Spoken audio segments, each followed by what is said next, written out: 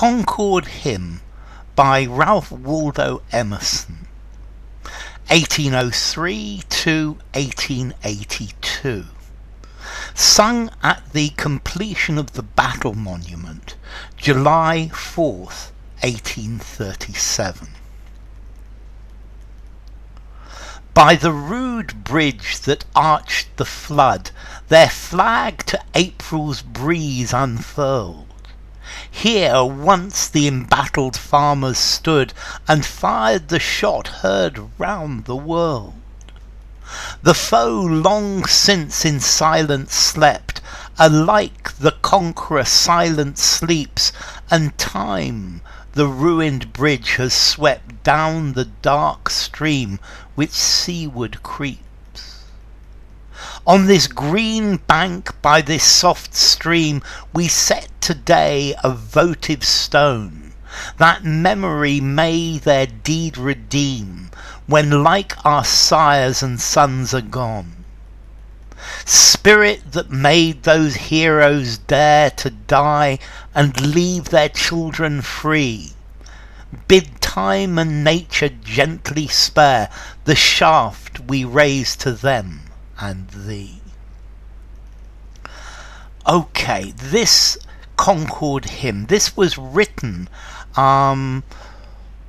for the erection of a monument at Concord, and this was put up on the 4th of July. Now Concord and Lexington, Concord was the first battle of the American War of Independence against the British. Concord was where the first shots were fired, and that's when the war actually started. And this was written as a hymn to be sung when the monument was put up, and these words I think were put on the side of the monument at Concord.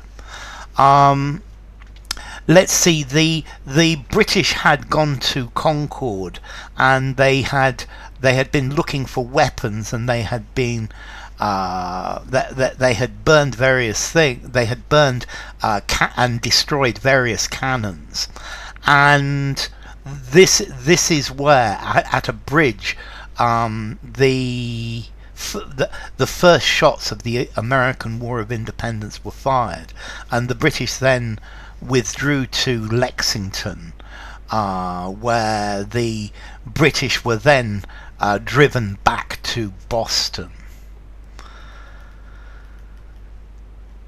By the rude bridge that arched the flood, their flag to April's breeze unfurled.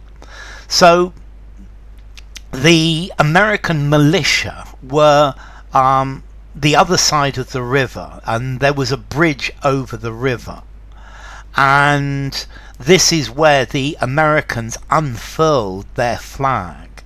April's breeze, I think this was the 19th of April 1775, and I think they opened their flag, and here they are making their stand.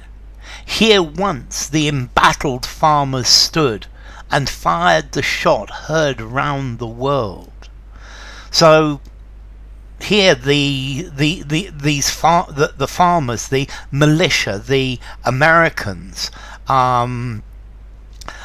stood. They made a stand, and they shot at the British, and they killed the British, and these were the first shots, because this was, at this time the war hadn't been declared, and this was an act of treason, shooting at British troops.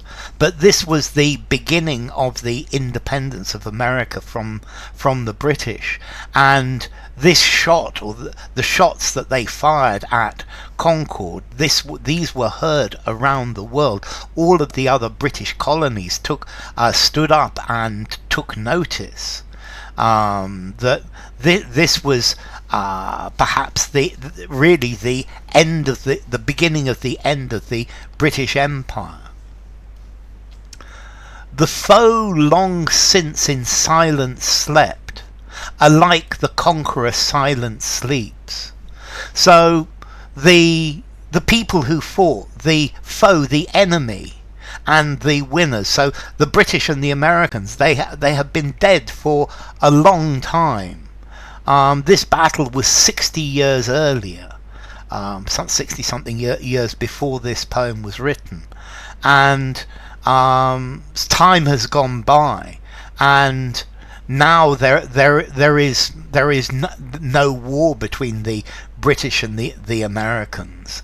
That America attained its independence, but both sides now, they are dead, or they are old men. And time, the ruined bridge, has swept down the dark stream which seaward creeps. Now this ruined bridge is quite interesting, and he's saying that time has swept away this bridge. Okay, so this bridge literally that was there at Concord, that the Americans came over, it's gone in time. It's been swept away by time. But I think this bridge, it also is firstly showing that this is from one side to the other. This is going to a new world. They are crossing the river, and by crossing the river, this is a metaphor that there is a new world, a new existence, that America is changing. They have crossed the bridge, and they will not go back, because the bridge has been swept away, and this is a new world. This is independent America. And I think the bridge, the contact, the connection between Britain and America that existed, the possibility of negotiation had gone. Time had gone forward, because time is always going forward, because the stream seaward creeps. It creeps towards the sea. The Stark stream is always moving towards the sea, and I think that represents time. So time has moved forwards, or time had moved forwards, and this was now the time for America's independence.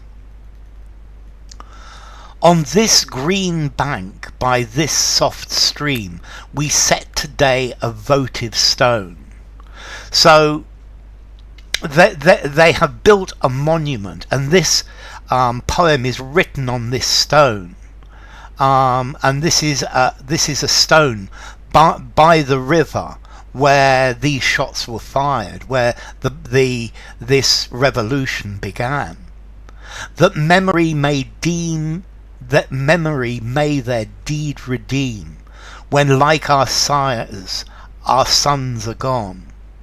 So this is something to remember their deed, and this is something to remember the deeds of what these people did, but in the future, when like our sires, our fathers, so our fathers have gone, our fathers have died. This is 60 years later, this is 70 years later, and like this stone is here so that we can remember this. We can remember this in the future, even when our sons have died. So a long way in the future. Spirit that made those heroes dare to die and leave their children free. So this is the spirit of heroism that made these people dare to die. They dared to be killed because they wanted freedom for their children, freedom for future generations. And I think here also there's perhaps a small echo of setting people free of slavery, because Emerson was also an anti-slavery person. So these people, they fought to die. They fought against the British to leave their children free. So this is saying that all Americans should be free. Bid time and nature gently spare the shaft we raise to them and thee. So we pray that time and nature leave this monument and not destroy it. this shaft, a shaft of light, a shaft of memory, a thing that we do in remembrance, and we raise this statue as a shaft of light to these people, and to thee is God. Yeah, to them, the people that won the Battle of Lexington, and Concord, and that were brave enough to fire on the British, and to thee, our God. So please, God, look after this statue, keep this statue, because this is something to remember the spirit of those heroes, and this is a monument to freedom. So, Concord Hymn by Ralph Waldo Emerson.